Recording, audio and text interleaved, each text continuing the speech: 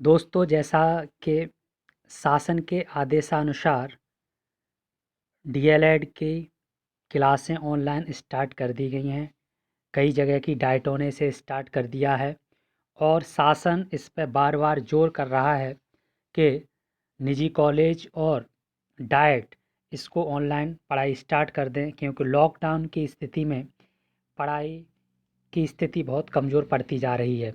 इसी को देखते हुए दोस्तों, हमारी SRS degree college Nidhauli Khurd एटा ने अपने यूट्यूब चैनल पर शिव एजुकेशन वीडियो पर मैथ और साइंस की ऑनलाइन क्लासें स्टार्ट कर दी हैं।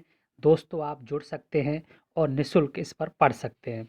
ठीक है दोस्तों, क्योंकि अब तक एग्ज़ाम थर्ड सेमेस्टर के हो जाते और फर्स्ट सेमेस्टर के, तो उसी को देखते हुए अगली क्लास डीएलएड फोर्थ सेमेस्टर और डीएलएड सेकंड सेमेस्टर मैथ और साइंस की क्लासें इस यूट्यूब चैनल पर उपलब्ध है। ठीक है दोस्तों, आप आसानी से पढ़ सकते हैं। देखिए, हम शुरू करते हैं। दोस्तों, पहला चैप्टर करड़ी का है। ये दोस्तों फोर्थ सेमेस्टर है, जैसा कि आपको इस पे दिखाई दे रहा होगा। तो करड़ी तथा घातांक ये हमारा फोर्थ सेमेस्टर का पहला चैप्टर है मैथ का। इसे दोस्तों हम आसानी से समझेंगे, विस्तार से, बहुत ही सरलता पूर्वक मैं आपको समझाने की कोशिश करूँगा। आप केवल ध्यान से इसे देखें। देखिए दोस्तों, करड़ी किसे कहते हैं?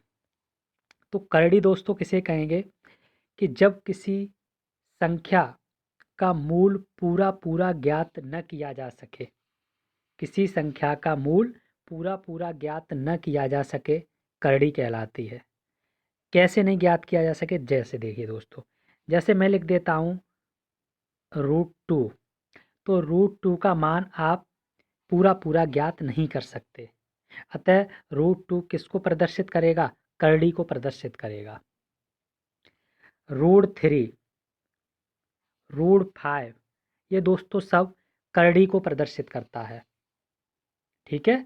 अगर मैं अभी यहाँ लिखता कि √4, तो दोस्तों √4 आपकी करड़ी नहीं कहलाती। क्यों? क्योंकि √4 को हम 2 × 2 लिख सकते थे और इसे करड़ी से बाहर ला सकते थे। ठीक है। तो इसका मूल जो था वो पूरा पूरा ज्ञात किया जा सकता है।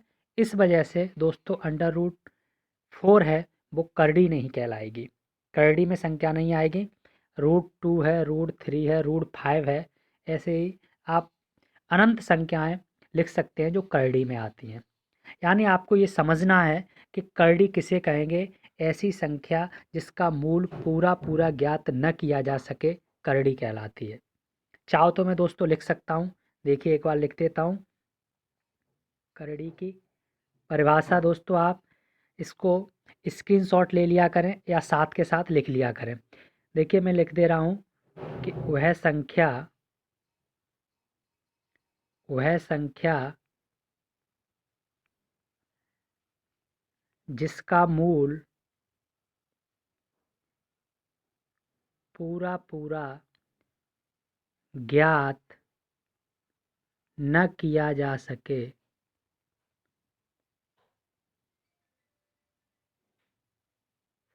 करड़ी कहलाती है। ठीक है दोस्तों, करड़ी कहलाती है। और ये दोस्तों अभी उदाहरण मैंने आपको दिए थे, √2 है, √3 है, डॉट डॉट, ये आपके हैं। ठीक है दोस्तों, इसे आप स्क्रीनशॉट लें या आप लिख लें, इसको लिख सकते हैं आसानी से। ठीक दोस्तों, अब आगे नेक्स्ट हम देखते हैं इसी में करड़ी के प्रकार। क्या देखते हैं दोस्तों? करड़ी के प्रकार। बस दोस्तों, आप आसानी से, अगर कोई बात दोस्तों आपको न समझ में आती है, आप तुरंत उसे कमेंट में लिखें, मैं उसे नेक्स्ट वीडियो में समझा दूंगा। देखिए, करड़ी के प्रकार दोस्तों, करड़ी दो प्रकार की होती है।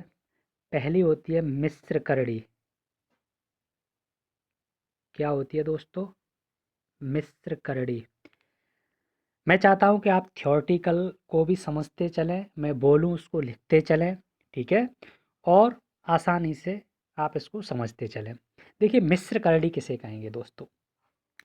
मिश्र करड़ी होती है कि ऐसी करड़ी जिसमें एक गुणनखंड कोई परमेय संख्या हो और एक अपरमेय संख्या हो, उसको साथ लिखें। जैसे मैंने लिख दिया दोस्तों 2√3। तो इसमें देखिए दोस्तों, एक गुणनखंड आपका क्या है, 2, ये आपकी परमेय संख्या है, और √3 क्या है, एक अपरमेय संख्या है। तो जब दोनों को मिला के एक साथ लिखते हैं, मिश्र करड़ी कहलाती है। ठीक है दोस्तों, बात समझ में आ रही होगी। जैसे मैं लिख सकता हूँ 5√7, ये भी है। कितने भी लिख सकते हैं। करड़ी तो अभी मैंने पीछे आपको बताया ही था, केवल करड़ी किसे कहेंगे। अब मिश्र करड़ी, उसका प्रकार चल रहा है मिश्र करड़ी को। तो मिश्र करड़ी में आप आराम से बता सकते हैं कि उसके साथ जब एक उसका एक गुणनखंड परमेय संख्या होता है, तो ये परमेय संख्या हो गई ना, एक को छोड़कर, एक ना हो, क्योंकि एक होगा तो फिर वो करड़ी में पहुंच जाएगा। इसके अलावा आप कितने भी लिख सकते हो, 3√5। आई होप कि आपको ये समझ में आ रही होगी बात कि मिश्र करड़ी किसे कहते हैं।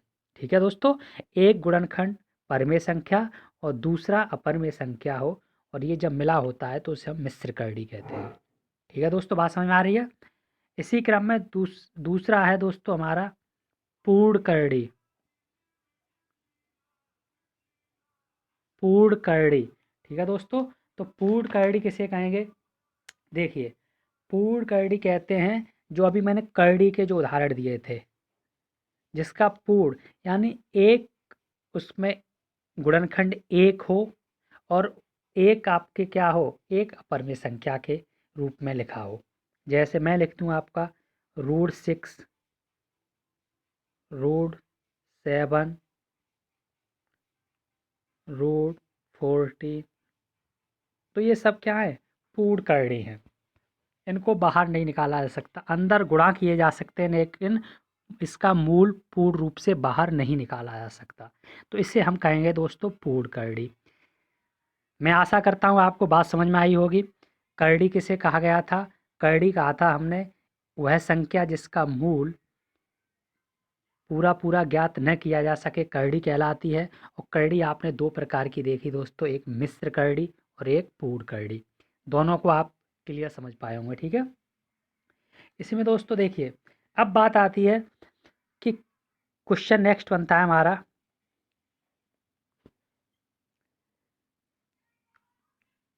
छोटी व बड़ी करड़ी। नेक्स्ट क्वेश्चन बनता है दोस्तों, कैसे हम पहचानेंगे कि कौन सी करड़ी छोटी है और कौन सी करड़ी बड़ी है। ये कैसे पहचान पाएंगे, जैसे उसने लिख के बना के दे दिया। ठीक है, जैसे क्वेश्चन उसने दे दिया कि सॉल्व बताइए √3 और √4 5 में कौन सी करड़ी बड़ी है या छोटी है, कुछ भी पूछ सकता है।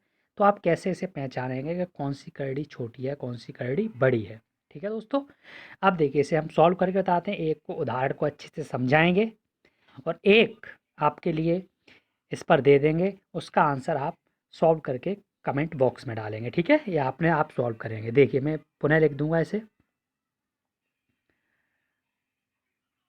3√3 और 4√5, ये हैं दोस्तों। इसमें देखिए, तो इसमें दोस्तों हम क्या करते हैं, सबसे पहले जो करड़ी पर जो करड़ी है जितने की, ये 3 की करड़ी है, ये 4 की करड़ी है, हम इनका एलसीएम लेते हैं।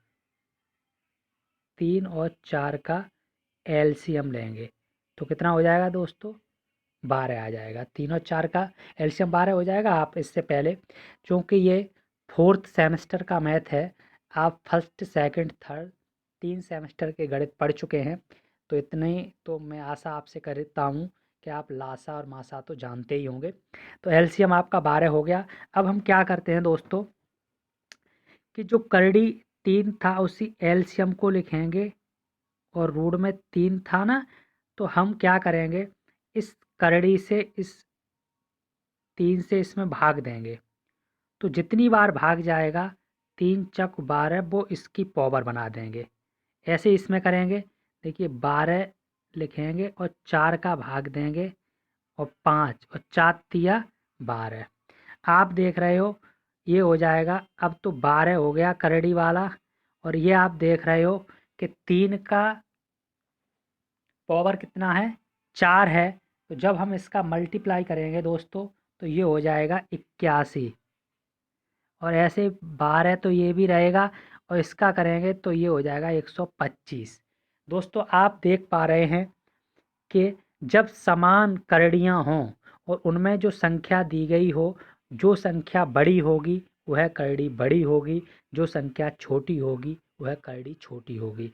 अतः आप समझ में आ गया कि जो ये 5 वाली करड़ी बड़ी है और 3√3 वाली करड़ी छोटी है। इस तरह से हम क्या करेंगे, हम पहचान पाएंगे कि कौन सी करड़ी छोटी और कौन सी बड़ी है। बात तो दोस्तों समझ में आई होगी बात। कोई बात नहीं, एक एग्जांपल मैं और देता हूँ, उससे आप समझने की कोशिश कीजिए। देखिए जैसे 2√3 और 4√2, इसमें दोस्तों हमें बताना है, ये दोस्तों कॉमा है, इसमें बताना है हमें कौन सी करड़ी बड़ी या कौन सी छोटी है।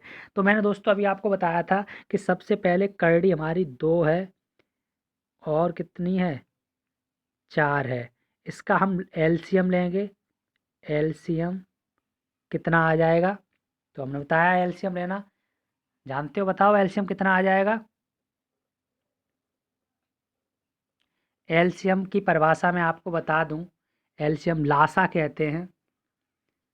हाँ, छोटी से छोटी संख्या आपकी लासा कहलाती है और बड़ी से बड़ी संख्या आपकी मासा कहलाती है।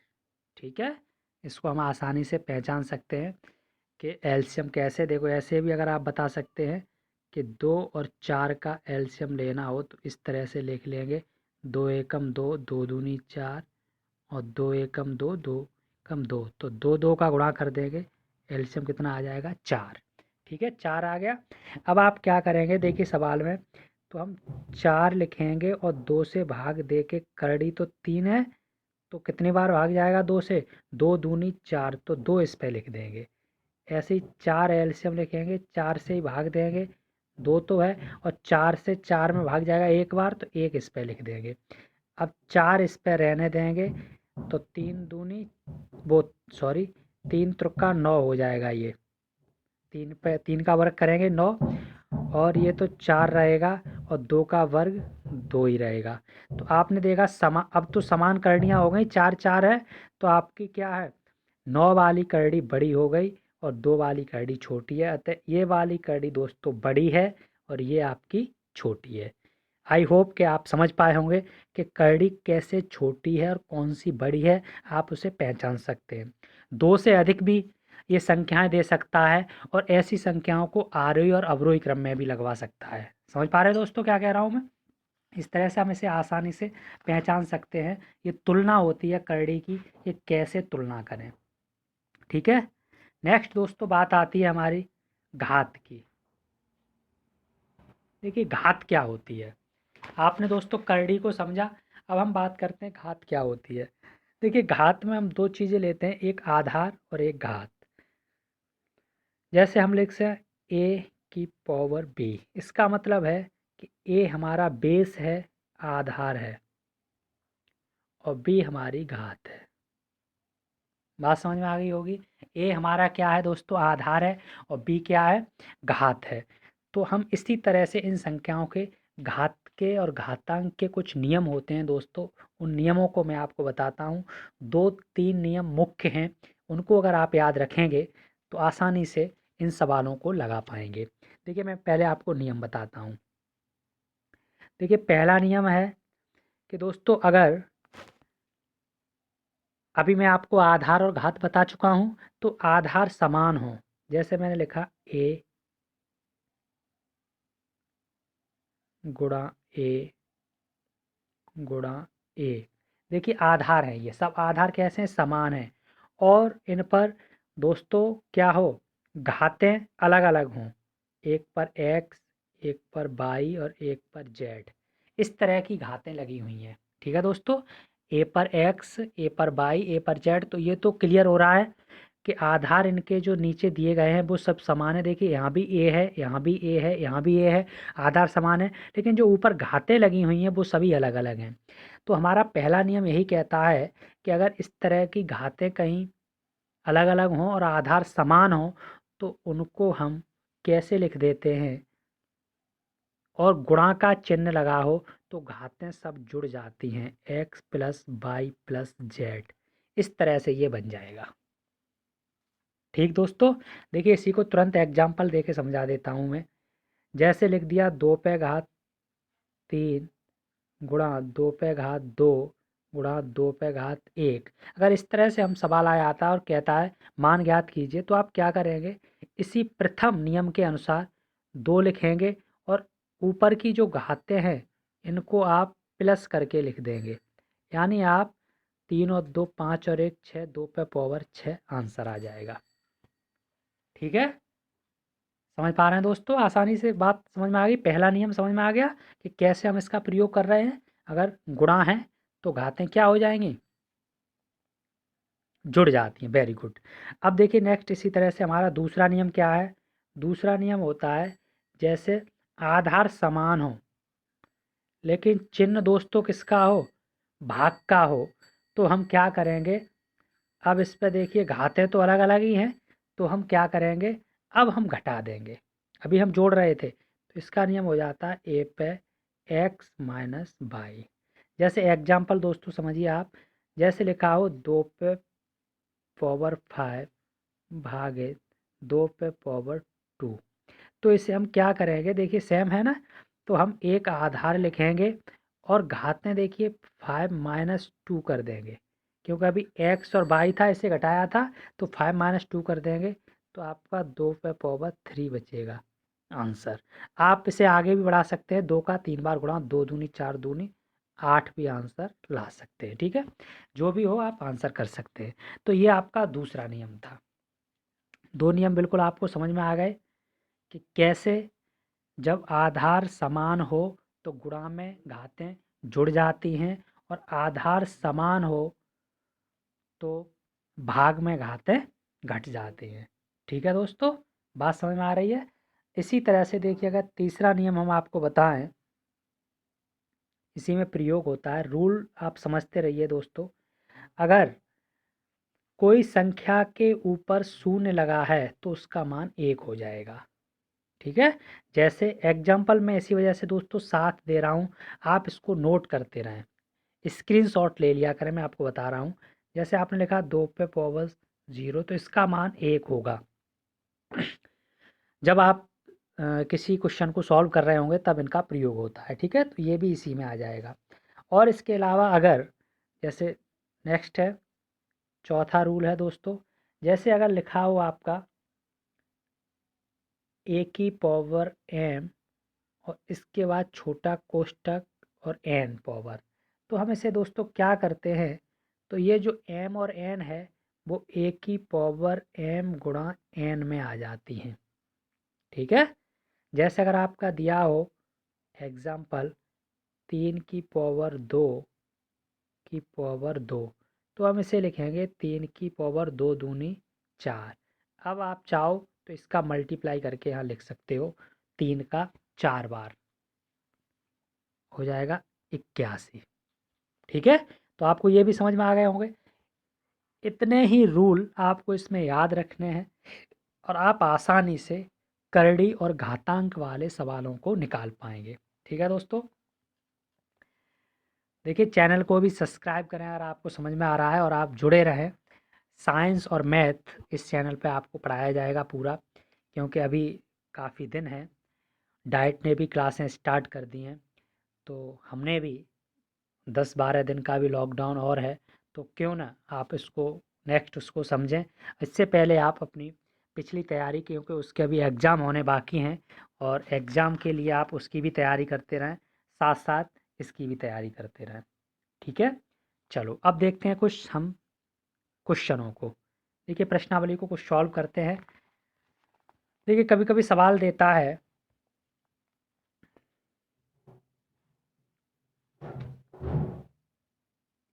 पहला क्वेश्चन कैसे हम दोस्तों इसे सॉल्व करेंगे। ठीक है, आप आसानी से देखेंगे और आसानी से आप सॉल्व कर पाएंगे। बिल्कुल भी आपको किसी तरह की टेंशन या घबराने की ज़रूरत नहीं है, आप आसानी से सॉल्व कर पाएंगे करड़ियों को। देखिए पहला क्वेश्चन हम इसे आसान लिखते हैं।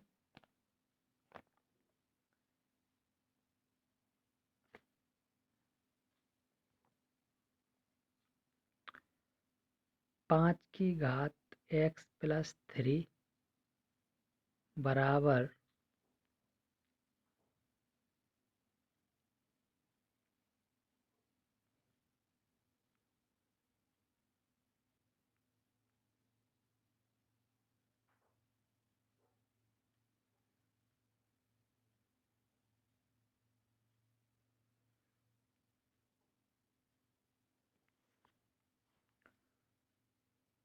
तो x का मान ज्ञात करो। ये दोस्तों आपका सवाल दे दिया इसने। देखिए कैसे करना है हमें, कोई बात नहीं, बिल्कुल देखिए इस इधर है हमारा, हमें क्या करना है, इधर हमारा आधार कितना है 5 है, इधर आधार हमारा 25 है। तो जब तक हम आधार समान नहीं करेंगे तब तक घातों की तुलना नहीं कर सकते। तो इधर तो हमारा है ही है 5 की घात x+3, इधर हम क्या करेंगे 5 की घात 2 लिख देंगे, 5 की घात 2। तो 5 की घात 2 लिखेंगे तो 25 हो जाएगा। लेकिन दोस्तों पहले से इस पे 2 की घात है, तो अभी नियम बताया था, अगर घात के ऊपर घात आए तो दोनों का गुणा हो जाता है। तो कितना हो जाएगा 4 हो जाएगा।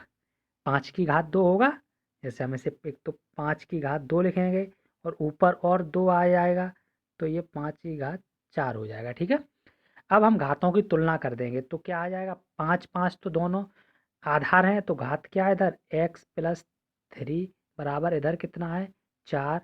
तो x बराबर 3 को इधर ले जाएंगे, 4 में से 3 घटाएंगे 1, x का मान आ गया 1। आप आसानी से सवाल को कर पाएंगे। कैसा भी सवाल हो दोस्तों, आप आसानी से उसे हल कर पाएंगे। करड़ी का किसी तरह का सवाल दिया गया हो, आपको किसी तरह की कोई टेंशन लेने की ज़रूरत नहीं है। ठीक है, तो हम इसे है, ये हमारे करड़ी के चैप्टर था। अब आप क्या करेंगे, अब आप अपने मैथ से चैप्टर को हल करेंगे, क्योंकि मैंने उदाहरण और उसके माध्यम से आपको समझाया है। आप क्या करेंगे, आप अपनी एक्सरसाइज को हल करेंगे, उसमें जो सवाल आपको प्रॉब्लम दे रहे हैं, ठीक है, उनको मेरे कमेंट बॉक्स में डाल के भेजेंगे, मैं उनको देखूंगा और फिर उनको सॉल्व कर दूंगा। ठीक है, ठीक है दोस्तों, जय हिंद जय भारत।